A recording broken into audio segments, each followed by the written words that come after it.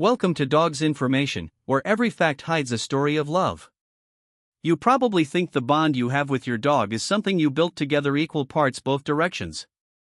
That's not quite what the science shows. What researchers have found is more specific, more directed, more deliberate than that. The behaviors we're about to walk through aren't random moments of affection. They're biological signatures. 5 specific things that happen consistently, measurably when your dog has genuinely chosen you as their person above everyone else in their life. Number 3 is the one scientists call a biological event, and it only happens for one person. Something you've seen every single day, but probably never understood what it meant. Only 8% of dog owners recognize all 5 of these in real time. Let's change that. Section 1, Vigilant Sleep. Your dog falls asleep on the couch beside you, eyes closed, breath steady. You'd think they're completely gone, surrendered to sleep. But here's what's actually happening in their brain. When a dog is deeply attached to you, their sleep isn't the same as anyone else's sleep. It's a different kind of rest, one that keeps them wired to you even while they're dreaming. In a 2022 study published in POS 1 by researchers at Eötvös Loránd University in Budapest, scientists measured the brain activity of dogs using sleep EEG technology. They tracked which dogs were securely attached to their owners and which weren't. The results were stark. Dogs with high attachment scores showed significantly increased alpha band activity during sleep when their owner was nearby. That's not a technical detail. That's vigilance. A state of neural alertness that allows them to monitor you while they rest. The researchers called it a physiological state that prioritizes the owner's presence above all else. Even above the restorative benefits of deep sleep, your dog isn't fully sleeping when they're beside you. They're resting in a state of subtle wakefulness. This is a primal behavior. It echoes how wild animals sleep near their offspring or their closest family members. The brain's architecture doesn't change. Your dog's biology says you matter enough to stay alert for. That's not a greeting. That's a commitment written into their nervous system. Notice how they twitch when you move. Notice how they're awake within seconds if you stand. That's vigilant sleep. And it only deepens with attachment. What happens in their brain the moment you sit down beside them? Section 2. Toy bringing and emotional first aid. There's a moment many dog owners miss entirely. Your dog comes to you with a toy while you're upset. Maybe you're crying. Maybe you are quiet and withdrawn. Your dog doesn't understand sadness the way you do. But they respond anyway. They bring something. They offer something. And researchers think they know why. In a landmark 2012 study from Goldsmiths College, University of London, psychologists tested whether dogs could recognize human emotional distress. They brought dogs into a room where their owner was crying, then humming, showing emotional warmth, but not distress. The results surprised no one who's owned a dog, but they surprised science. Dogs approached and made contact with the crying person. Significantly more than the humming person. That was true whether it was their own owner or a stranger. But here's what made it specific to chosen people. The dogs who lived with their owners longer, who had stronger bonds, showed a second behavior simultaneously. They didn't just approach. They brought something. A toy, a rope, something to offer. That's not simple comfort seeking. That's simultaneous functioning on 2 levels. First, recognition of emotional distress. Second, the retrieval response. The same neural pathway that makes them bring a stick when you throw it activates when you're hurting. Their brain is saying, "Here, this might help. Let me give you something." Scientists call this empathic concern paired with problem solving. It's different from just sitting with you. It's active. It's offering. If your dog does this, if they bring toys when you're down, if they seem to know before you've even said anything, they've chosen a role in your life. They've appointed themselves your emotional first responder. The research shows this intensifies with time spent together. The longer you've lived with them, the more tuned their response becomes. What's your dog's name? Have they ever brought you something when you were sad? Tell me below. And if you stay until the end, I'll share a simple test you can do tonight that takes 90 seconds and tells you exactly how bonded your dog is. The third behavior is the one that changes everything. Section 3, Postural Reset and the Physiological Cascade. This one is subtle until you see it, then you can't unsee it. Your dog is anxious. Maybe there's a thunderstorm. Maybe someone's at the door. Their posture is tight, ears back, body low. Then you sit down. You don't say anything. You don't even look at them directly. But the moment you're truly settled, your dog's entire body shifts. Shoulders drop. Ears come forward.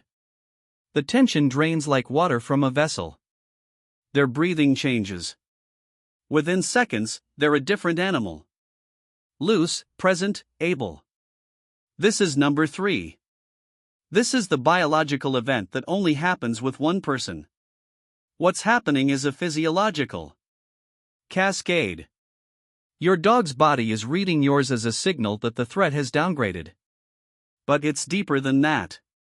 Researchers studying reunion physiology in dogs the moment separated dogs see their chosen person again have measured what happens in real time. Heart rate drops significantly. Cortisol levels begin to decline within minutes. Body language unfolds in a specific sequence. Stiff posture releases the tail, posture normalizes, play behavior emerges. Your presence works like a translation device, converting fear signals into safety signals. This isn't gradual. It's a cascade. Your presence literally rewires their nervous system from threat detection mode to parasympathetic rest and digest mode. Scientists have documented this by measuring heart rate variability in dogs before and after their chosen person enters a room. The data is striking. A dog's HRV, the variation between heartbeats, which indicates nervous system flexibility, shifts measurably within 2 to 3 minutes of their person's arrival. More flexible heartbeat patterns mean less anxiety, more regulation. The nervous system unlocks. This only happens with their person. A familiar stranger in the room doesn't trigger it. A friend they see regularly doesn't create the same effect. Only you. The dog has learned at a neurochemical level that your presence means the amygdala can stand down. Your calm becomes their permission to be calm. This is called emotional regulation through attachment. And it's one of the deepest signs of chosen status. The research shows that this effect doesn't diminish with repetition. It strengthens with time. The longer the dog lives with you, the faster the cascade. A dog that's been with you for years can shift from anxious to calm in seconds. Their brain has learned your arrival like a landmark on a map. It means everything changes. There's another layer to this. Dogs show what's called approach behavior specifically toward their chosen person when stressed. And they show avoidance or indifference toward other people, even familiar ones.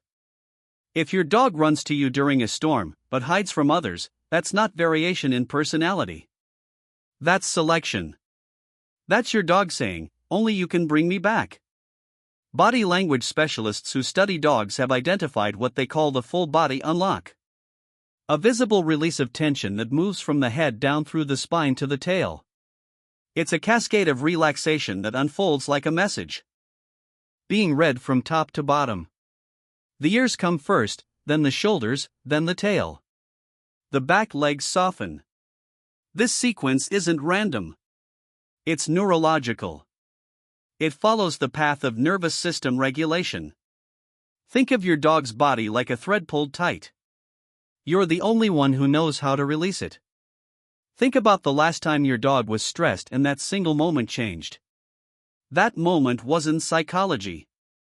That's biology speaking. That's your dog's nervous system recognizing you as the one safe place. Every other person is a hope. You are a certainty. The fourth behavior is about how they position themselves in space. Section 4, Protective Positioning. Watch where your dog chooses to lie when you're at home. Not where they fall asleep exhausted, but where they position themselves when they have a choice. Most people miss this because it's so ordinary that it disappears into the background. Your dog lies on the floor of the kitchen while you make dinner. Not on the expensive bed across the room. Not in the sunny spot by the window, the kitchen floor where they can see you and where they're positioned to intercept anyone who enters your space. This is ancient behavior. Wild animals position themselves where they can protect and be protected by whoever matters most. Researchers at Utrecht's Lorraine University studied something called the secure base effect in dogs. When an attached dog's owner is present in a room, the dog explores more freely, seems more confident, ventures farther. But here's the critical part. The dog maintains what's called protective positioning toward the owner. They're not just relaxing near you. They're positioned. The angle matters. The distance matters. The moment they need you, they're already facing the right direction. They can see you. They can reach you. This behavior intensifies with chosen status. The more securely attached the dog is, the more precisely they position themselves. It's not accidental. It's instinct-driven, ancient, and it's owner-specific. Your dog doesn't position themselves this way for house guests. They don't maintain this geometry for your roommate or your partner, not the same way they do for their chosen person. You are the point around which their spatial awareness orbits.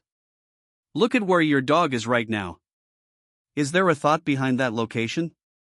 Almost always, yes. That's protective positioning. And it's their way of saying I'm yours.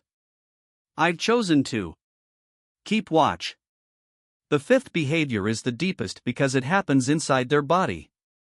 Invisible but measurable. Section 5. Emotional contagion and cortisol synchrony. Here's something that sounds simple but is actually profound. Your dog's stress becomes your dog's stress. Not because they see you anxious, not because they're mimicking you, but because their body has synced to yours at a hormonal level. In a 2019 study published in Scientific Reports by researchers at institutions across Europe, scientists measured cortisol, the primary stress hormone in both dogs and their owners, over an extended period.